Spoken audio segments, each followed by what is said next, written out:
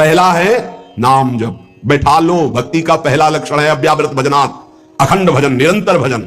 भजन नहीं है तो भक्ति की पहली सीढ़ी ही नहीं तुम्हारे, तो फिर महल पर कैसे पहुंच जाओगे? पहला लक्षण राधा राधा राधा राधा, खूब नाम जप। दूसरा लक्षण, उस भक्त की जिह्वा से कभी भी किसी की निंदा नहीं निकल सकती।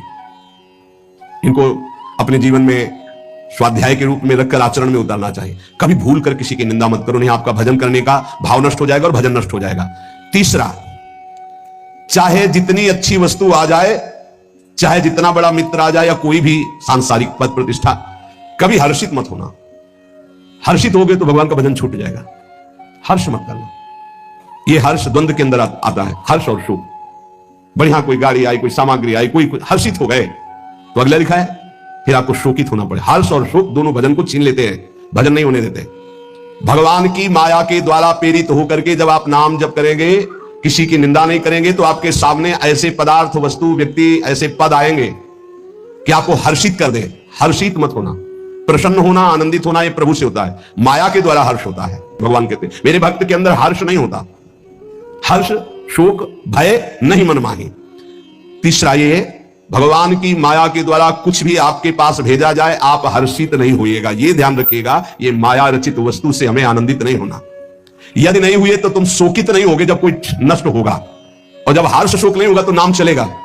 जैसे एकांतिक में कई बार प्रश्न करते हैं कि हमारा पुत्र मर गया, भगवान पर श्रद्धा नहीं रही, हमारा तो भजन ही चौपट हो गया, अब हमारी श्रद्धा नहीं रही, वो हमारा सब काम चौपट हो गया, जब से भजन शुरू किया सब बाधाएं खड़ी हो गई, हमारी श्रद्धा नहीं रही। क्यों? पाप नष्ट हो रहे। भजन शुरू किया, माया ने विघ्न रूप प्रारब्ध को सामने खड़ा कर दिया।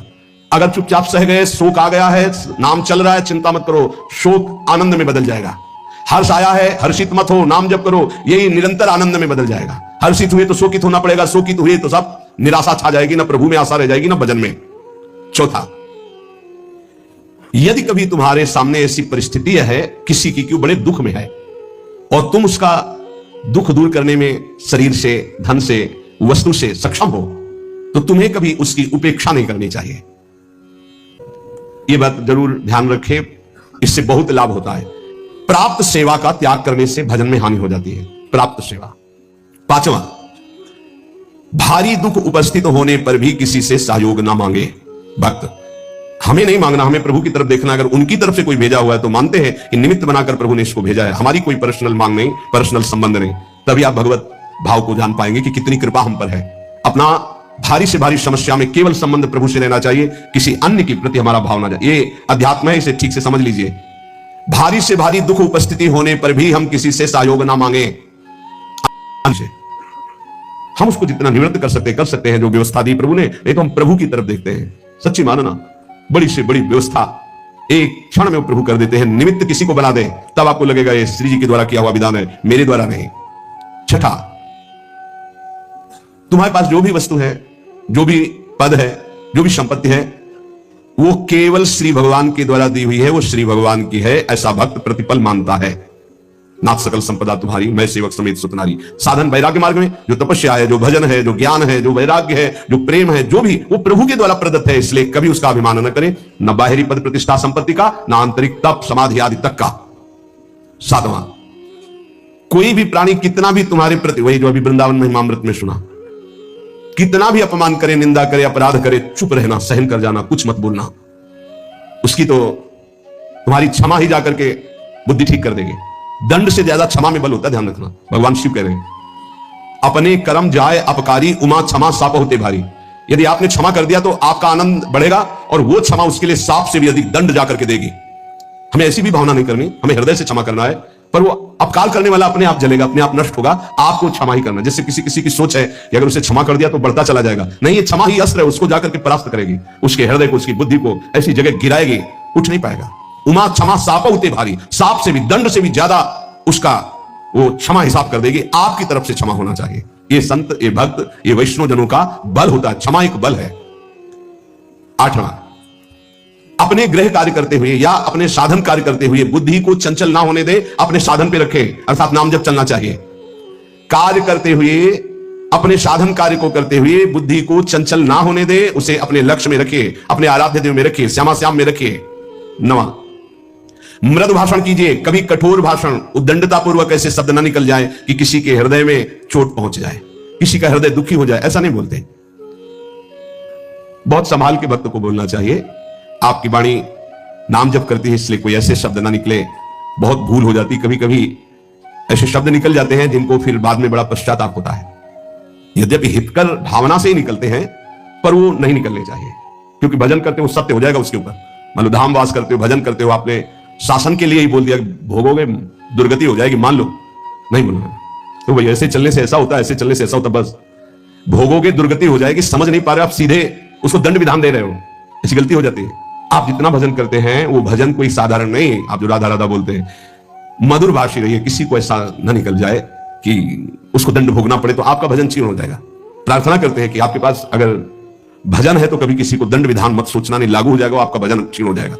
इसमें पक्का, आज नहीं तो कल पक्का लागू हो जाएगा, क्योंकि भजन है। भजन नहीं तो ऐसे फालतू कहने वालों का नहीं लगता, लेकिन भजन है तो लागू हो जाएगा, पक्का लागू हो जाएगा। बहुत डरना चाहिए भजन करने वालों से, कहीं हमसे त्रुटि हो जाओ कुछ ऐसा। संतों के वचन मंगल के लिए होते, भगवत प्राप्ति के लिए होते, ब्रह्म प्राप्ति के लिए होते। कहीं हमारे द्वारा कुछ ऐसे शब्द ना निकल जाए जो किसी को कष्ट प्रदान करने वाले हो। बहुत संभल के, क्योंकि भजन करते हो, पक्का लागू हो जाएगा। यदि नाम जब कर रहे हो पक्का लागू हो जाएगा, पर आपका भजन क्षीण हो जाएगा। जैसा आप संकल्प करेंगे वैसे आपकी दशा होगी, ध्यान रखना। यदि हम संकल्प करते हैं दूसरों का मंगल हो तो हमारा मंगल हो जाएगा, हम दूसरों का मंगल हो तो हमारा मंगल हो जाएगा, पक्का हो जाएगा। 10वां, गंदी भाषा का प्रयोग, अश्लील भाषा, ये नाम जापक की जिह्वा से नहीं होना चाहिए। गाली गलौज, ये सब गंदी बातें, ये सब नहीं, हंसी मजाक में गंदी बातें, ये सब नाम जापक की जिह्वा पे नहीं होनी चाहिए। कहा जो कोई भी व्यसन करता है, कोई भी व्यसन, उसका नाम सिद्ध नहीं हो सकता, उसका भजन सिद्ध। देखो जो सिद्ध पुरुष हैं उनकी नकल नहीं करनी चाहिए। जो भगवत प्राप्त हैं, जिनका भजन निरंतर चलता है, उनकी नकल नहीं करनी चाहिए, उनका आचरण अनुसरण नहीं करना। वो जो उपदेश से उनका आचरण मिले, ऐसा शास्त्र आज्ञा करते। कोई भी व्यसन साधक अगर करेगा, अश्लील संभाषण बोलेगा, तो नाम कैसे सिद्ध हो पाएगा। 10वां यही कि अश्लील शब्द ना बोले, कोई व्यसन न करे। 11वां, किसी की चुगली न करे। ये प्राय चतुर साधकों में नहीं होता है। रामाई भजते चतुर न, जो विवेकहीन है उनके द्वारा ये गलती ज्यादा हो जाती। चुगली, ये बहुत जल्दी सुकृत नष्ट हो जाते हैं। सुना, वो उनके लिए ये कह रहे थे ऐसा ही है क्या, और वो ऐसा है, वो ये प्रपंच साधकों में नहीं होना चाहिए। किसी की वार्ता नहीं करनी, करनी तो श्यामा श्याम की। 12वां, किसी भी तरह की सांसारिक चर्चाओं का कोई स्थान नहीं होना चाहिए। सांसारिक चर्चा, समाचार पत्र पढ़े, समाचार सुने, या किसी की बात, वो व्यर्थ का कोई भी भाषण उपासक की जिह्वा में नहीं होना चाहिए।